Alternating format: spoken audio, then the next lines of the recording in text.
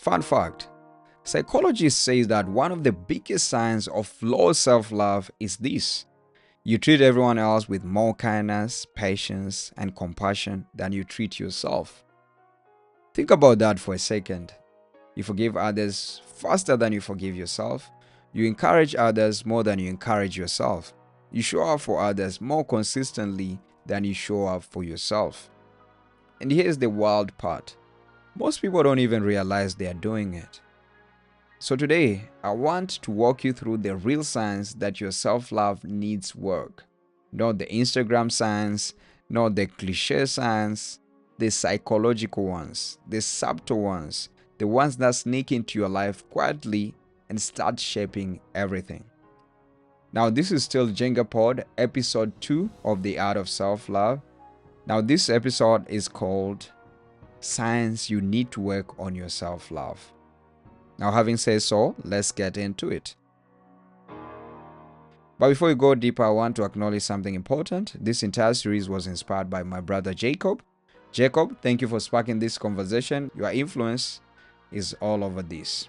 Now, having said so, let's get into it. Sign 1. You apologize for existing. You ever notice how most people, or some people, apologize for everything? Sorry for asking. Sorry for taking up space. Sorry for needing help. Sorry for being emotional. Sorry for being human. If your default setting is apology, that is not humility. That is lack of self-worth. People who love themselves don't apologize for existing. They apologize when they are wrong, not when they are present. Now, quick reminder, if this is already hitting home, take a second to like this episode. It helps more people find JengaPod and join this journey.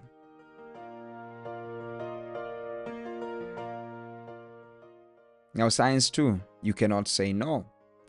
If the word no feels like a crime, your self-love needs work. People struggle with self-love often, overcommit, overextend, overgive, overexplain, overwork, and then burn out quietly.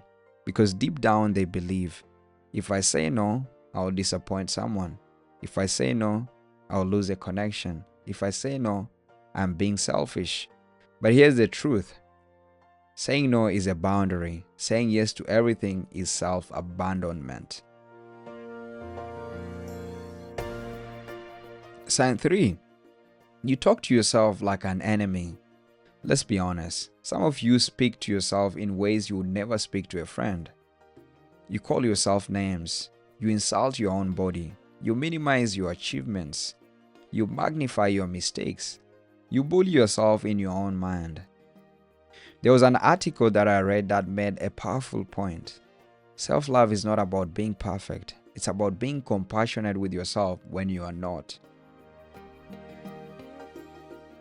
If your inner voice is harsh, cruel, or unforgiving, that is a sign. Sign number 4, you feel guilty for resting. Now, this one is big. If you feel guilty for resting, if you feel lazy when you slow down, if you feel like you always have to earn your rest, that is not ambition, that is self-neglect. People who love themselves understand this. Rest is not a reward. Rest is a requirement. And if you're listening on Spotify or Apple Podcast, hit a follow, because JengaPod is all about helping you build a life that doesn't burn you out. Now, sign 5. You struggle to receive love. This one hurts.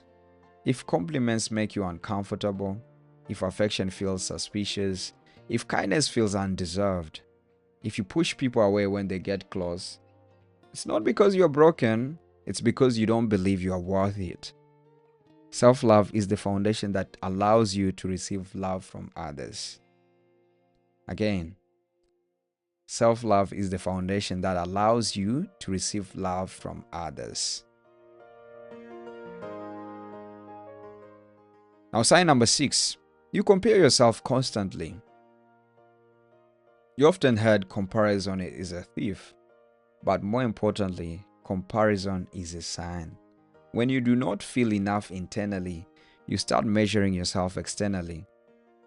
their success, their body, their relationship, their timeline, their achievements.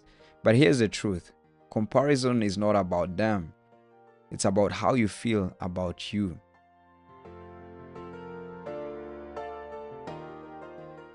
Sign number 7: you don't keep promises to yourself. Now, this one is subtle but powerful. When you say, I'll start tomorrow, I'll wake up early, I'll stop doing that, I'll take care of myself, I'll chase that dream, and you don't follow through, you're teaching yourself that your own word does not matter. And here's the psychology behind it. Self-trust is the foundation of self-love, and discipline is the expression of that trust. So going after your dream with consistency, sacrifice, and discipline is one of the highest forms of self-love, because it says, I believe in myself enough to show up. Now let me give you a story of a man who could not say no. There was a guy, let's call him, let's find a name for him. Should I use my name? No.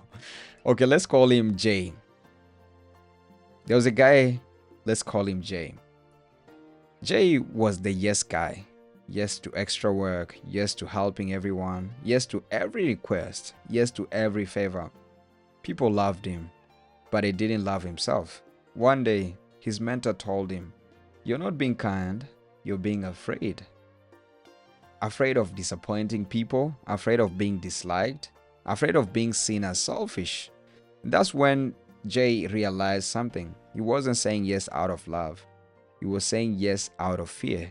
So self-love gave him the courage to say no. And when he did, his life changed. If this episode is speaking to you, take a second to like the video or follow the podcast. It helps more people discover JengaPod, and it helps you to stay connected to the contents that builds you. Now to close, these signs aren't meant to shame you.